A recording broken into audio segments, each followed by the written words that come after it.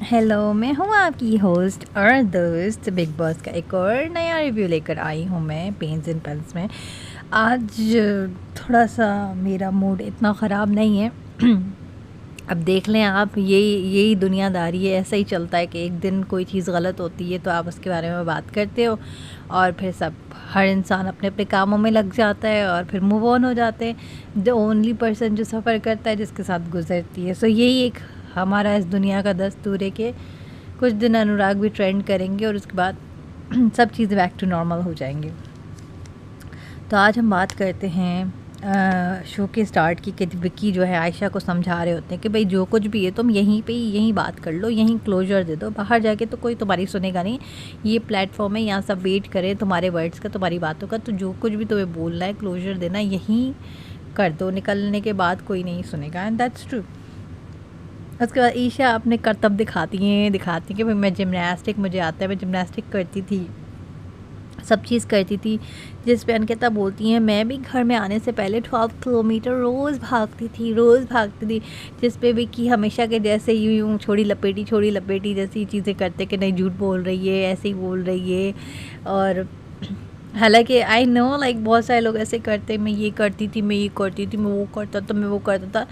But मैंने नहीं देखा है कि उनको स्पाउसेस या उनके कोई लव्ड वन जो हैं उनको वहाँ पे करेक्ट करके बोलते कि नहीं ये झूठ बोल रही है।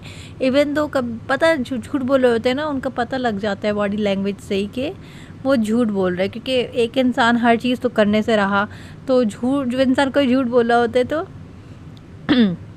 वो झूठा दिख जाता है। मुझे समझ नहीं आ रहा कि अगर वो ऐसा करती थी 12 किलोमीटर एवरी डे चलती, और इससे पहले भी बहुत सारी चीज़ें ऐसी होती रही हैं घर में जहाँ पे अंकिता कहती है मैं ये भी करती थी और मैं वो भी करती थी, और विक्की हमेशा कहती है ऐसे ही बोल रही है, ऐसा कुछ भी नहीं है।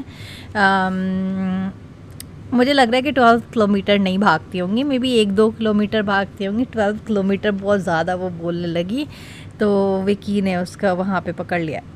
मुझे ऐसा लगता है कि 12 किलोमीटर नहीं भागती होंगी, पर कुछ ना कुछ तो रोज़ करती होंगी। जिस पे जो है अंकिता को बहुत गुस्सा आ जाता है। कहता है कि दूसरों की तारीफ़ करो, दूसरों को मोटिवेट करो, तुम हमेशा मेरे साथ ऐसे ही करते हो, तुम मुझे हमेशा डिमोटिवेट करते हो, पुट डाउन करते हो। मैंने कभी कहा है कि ये देखो कितना गंदा बिजनेसमैन है, झूठ बोल रहा है, ये वो। कह रहा कोई मानेगा नहीं, तो फिर उसने कहा मेरे भी लोग नहीं मानेंगे। उसके बाद जो है उनको बड़ा गुस्सा आ जाता है। अंकिता को कहती कि मैं तुम पे गरम चाय फेंक दूंगी, और विकी के जो है कान मरोड़ती हैं, मारती हैं उनको। और इवन दो चिंटू जो तंग कर रहे होते हैं उसको भी मार रही होती हैं। जो ऑल दैट पूरे सीज़न में दिखा रहे होते हैं कि विकी बहुत डोमिनेटिंग है, मिसबिहेव करते हैं। आई थिंक एंड में अब अंकिता की जो है डन हो गया और कह रही कि ये जैसा है ना वैसा नहीं है, कि लोगों को दिखाता कुछ है और करता कुछ है। उसके बाद जो है मुनव्वर और आयशा की कॉन्वर्जेशन हो रही होती है, थोड़ी सी आई वर्ड से नहीं, थोड़ी सी नहीं, बहुत कंफ्यूजिंग होती है। जो मैं उसमें से मैं जो समझ सकी हूँ मैं वो बात करूँगी।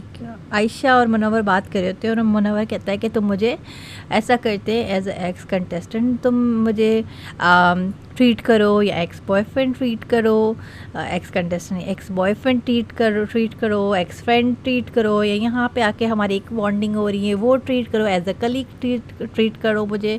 और जो है क्या कहते हैं, इस शो में हम मिले ऐसे ट्रीट करो, फ्रेंड के जैसे भी तुम्हें करना है।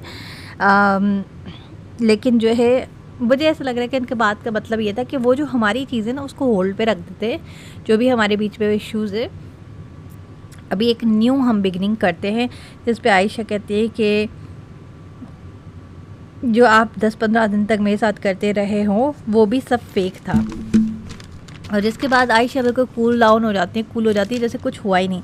भाई आपके साथ इतना सब कुछ हो रहा था, आपको कोई बेवकूफ़ बनाया जा रहा था, आपके होते होते 2-3 लड़कियों से बातें कर रहा था, एक लड़की से तो शादी करने का प्लान बना रहा था, तो तुम इस्तेमाल हो रही थी।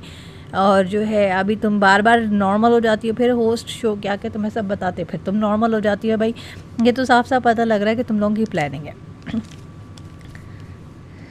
उसके बाद जो है अंकिता जो है फिर विक्की से लड़ाई करती है, कहती हैं कि उनको कि I know you are done with me, I will take that decision once we are out.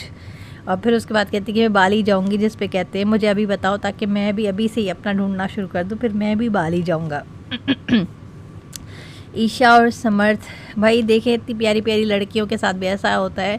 हमारा तो, हम लोगों का तो फिर छोड़ ही देना कि उनके बॉयफ्रेंड उनको कह रहे कि जाओ जाके सॉक्स चेंज कर लो, पाँव धो लो, तुम्हारे पाँवों में से बदबू आ रही है। तो अब आप खुश हो जाएं कि आप अकेले नहीं हो। खूबसूरत प्यारी प्यारी जिम्नास्टिक करती हुई लड़कियाँ, लंबी चौड़ी पतली दुबली गोरी पतली सी, उनके बॉयफ्रेंड्स को भी कंप्लेन है भाई कि उनके साथ भी हाइजीन इशू है। दूर से देखो हर कोई ऐसा लगता है वाह परफेक्ट, लेकिन पास से तो उसके बाद नॉमिनेशन राउंड स्टार्ट होता है।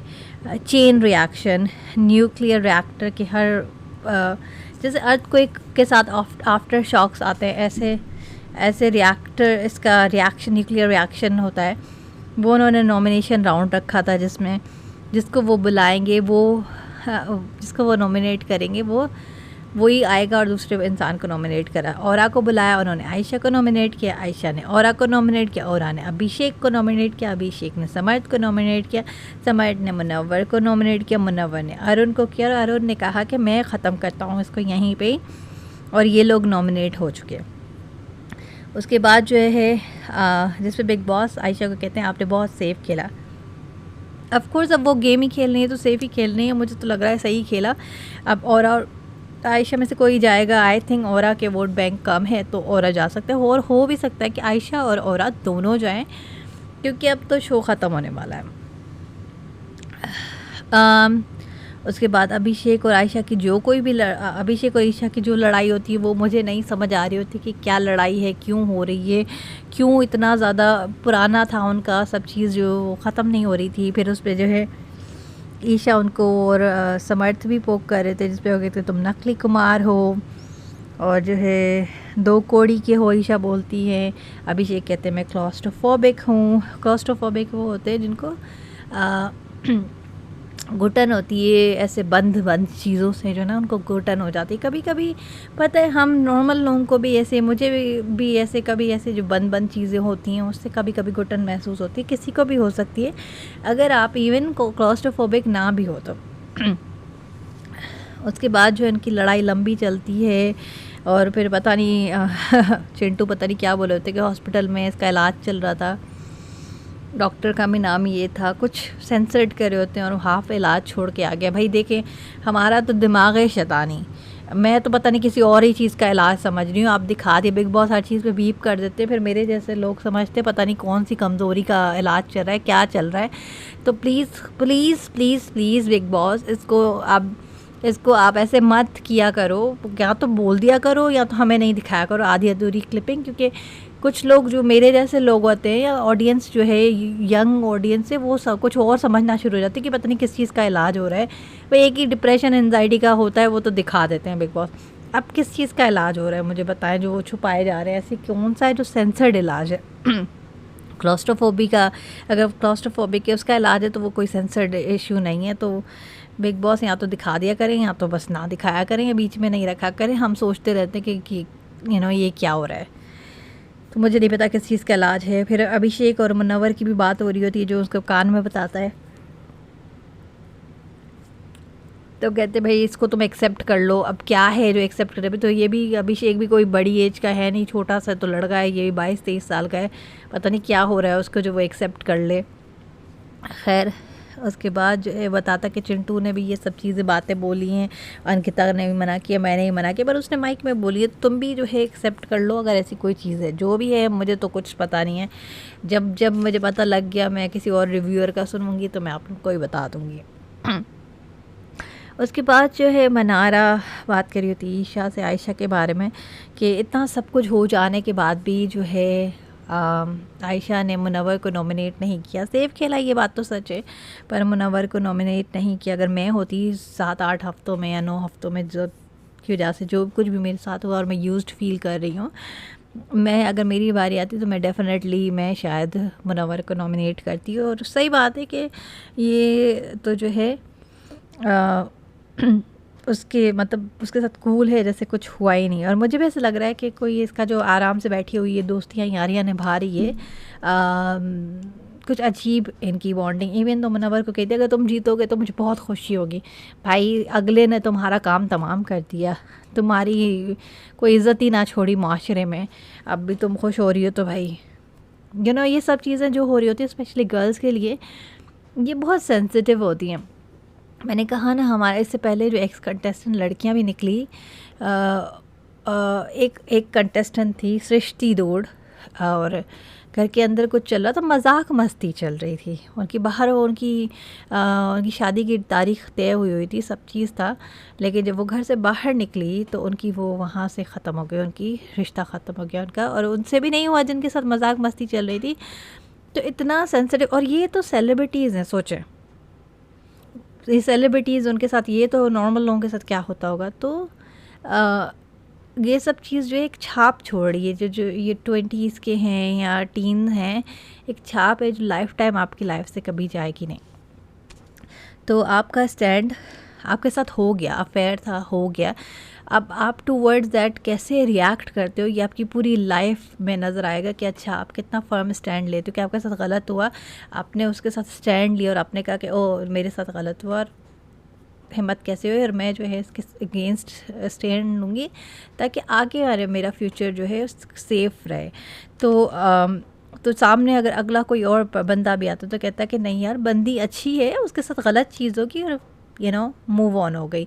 लेकिन अगर ये सब दिखाया जाएगा कि अच्छा घर में आई थी ये बोलकर, फिर वापस बार बार उसको होस्ट बोल रहा है, बार बार वो कूल हो जाती है, ये हो जाती है, फिर वो कहती मैं यूँ हूँ, फिर वापस नॉर्मल हो जाती है। जैसे सलमान खान ने क्या कि चिड़िया उड़ी और चील उड़ी और कवा उड़ा, ये सब करी हैं। तो ऑल योर लाइफ, सारी लाइफ ये चीज़ें अफेक्ट करती हैं। आज के लिए मेरा इतना ही रिव्यू था। कल एक और नए रिव्यू के साथ आएंगे, तब तक के लिए अपना ख्याल रखिएगा। Bye bye.